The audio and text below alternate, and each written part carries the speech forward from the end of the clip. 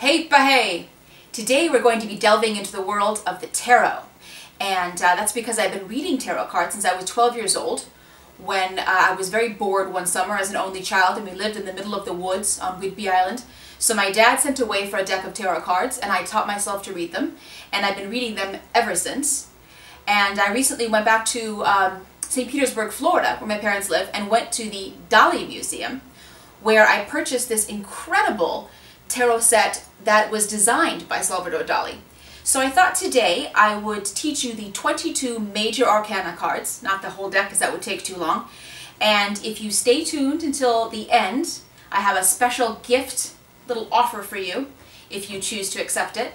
And so if you'd like to settle in, I would like to teach you the 22 major arcana cards. Our tarot journey begins with an unnumbered card, the Fool. This card represents a creative person looking for adventure. The Fool is embarking on a flight of fancy. And the quote I've chosen to represent this card is, "A work of art is above all an adventure of the mind," by Eugene Ionesco. The next card is the Magician. This card represents the bridge between the spiritual and the earthly world. It is about harnessing the power of the universe and manifesting your desires. And the quote for this one is, "Disbelief in magic can force a poor soul into believing in government and business." Tom Robbins. The next card is the High Priestess. The High Priestess requests that you trust your intuition. Listen to your inner voice. She is the mistress of secret knowledge that can only be gained by looking within. The quote for her is, "Intuition is a spiritual faculty and does not explain, but simply points the way." Florence Shinn. Next card is the Empress. She represents female power, warmth, and beauty. The Empress is the promise of abundance and generosity. She symbolizes the germination and nurturing of creative ideas before they have been fully realized. The quote for her is, "A woman is the full circle. Within her is the power to create, nurture, and transform." That's by Diane Merrichild. Next card, the Emperor. The Emperor is a powerful man who has achieved status and authority through perseverance and discipline. He does not wear his crown with an easy confidence, but rather with a critical eye towards those who may wish to snatch it from him. The Emperor enforces the rules. The quote for him is, "A successful man is one who can lay a firm foundation with the bricks others have thrown at him." David Brinkley. Number 6, the Lovers. The Lovers card is about finding your life's passion. This can mean falling in love with a person, or it can be falling in love with an idea and knowing that you must follow that path. The Lovers represent the moment when you are drawn in a certain direction. By making that choice, whether it be a relationship or an artistic endeavor, you instinctively know that it will lead to discovering your true inner self. The quote here is, "Love is a fire, but whether it is going to warm your hearth or burn down your house, you can never tell." Joan Crawford.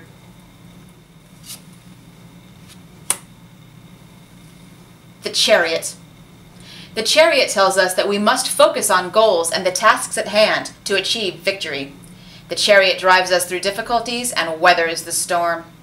The quote here is, "The winds and waves are always on the side of the ablest navigators." Edward Gibbon.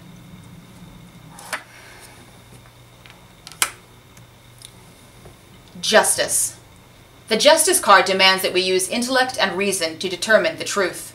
This card is not about inner knowledge. It is about our duty to engage in open debate, analyze, and weigh both sides of the issue. Even if one side has more popular appeal, the other side must be examined too.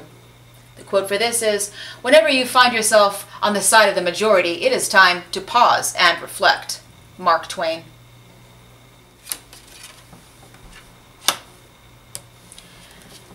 The Hermit. The Hermit is an introspective card. It is about taking time away from the pressures and noise of the outside world and reflecting upon life in solitude. The hermit wanders through the dark wilderness as his lantern shines light on things that had once been hidden and mysterious. Then he returns to society with his newfound knowledge, willing to share it with others. The quote here is, "In order to understand the world, one has to turn away from it on occasion." Albert Camus.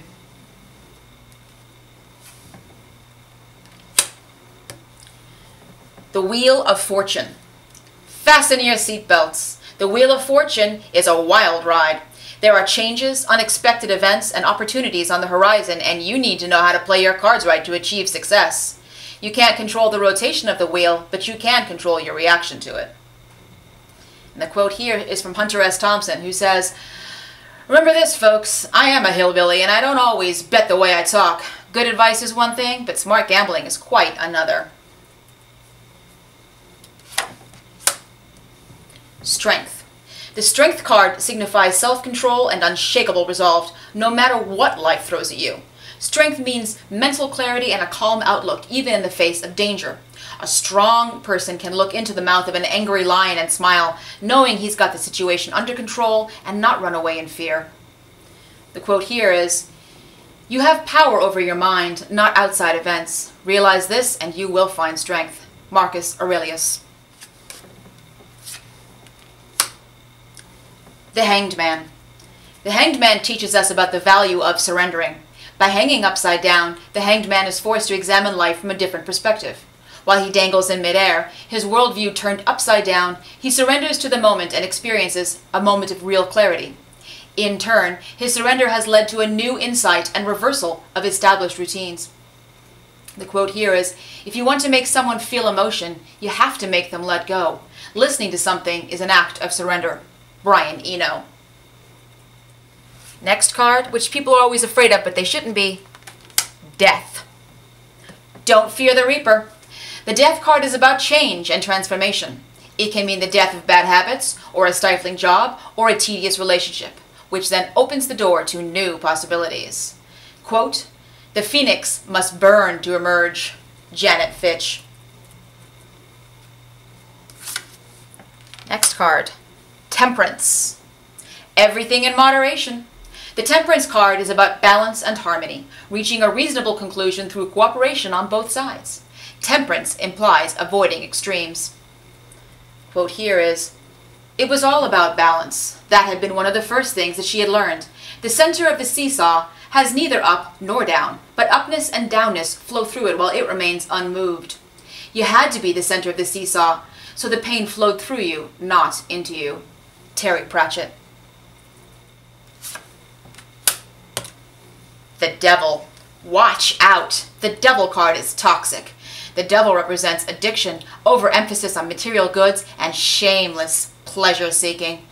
What better quote to give you than one from Las Vegas vixen Crystal Connors in Showgirls? "You are a whore, darling." Next card, the Tower. So you've been struck by the bolt of chaos, your world has come crashing down, you've been thrown in the slammer? Well, you've experienced the Tower card, which destroys everything you thought you once knew. But stay calm in the face of calamity, turn that mugshot into a rimshot, understand that the Tower's destruction clears a new path, a new understanding. A new king or queen is about to be crowned, and it could be you. The bolt of chaos electrifies and illuminates while it destroys. The quote here is, "Adversity is the first path to truth." That's Lord Byron. The Star. The Star card offers hope and guidance during uncertain times. It can mean a work of art, a book, or a piece of music that lifts your spirits. The Star card renews courage, confidence, and faith in future possibilities. The quote here is from one of my very favorite authors, Oscar Wilde. "We are all in the gutter, but some of us are looking at the stars." Next card, the Moon. The full moon rises and casts its pale, magical glow on a dark stage. A curtain opens and reveals the strange realm of artists, musicians, and writers and madmen. The Moon card beckons us to this bizarre, beautiful, but very unpredictable world, where illusions and reality converge and nothing is quite what it seems. The quote here is, "Language exerts a hidden power, like the moon on the tides." Rita Mae Brown. Next card, the Sun. Here comes the Sun. The Sun card is about vitality, joy, healthy exuberance, and enjoying your achievements. This card literally represents your moments in the sun. The quote here is, "When it was dark, you always carried the sun in your hand for me." Sean O'Casey. Next card, Judgment.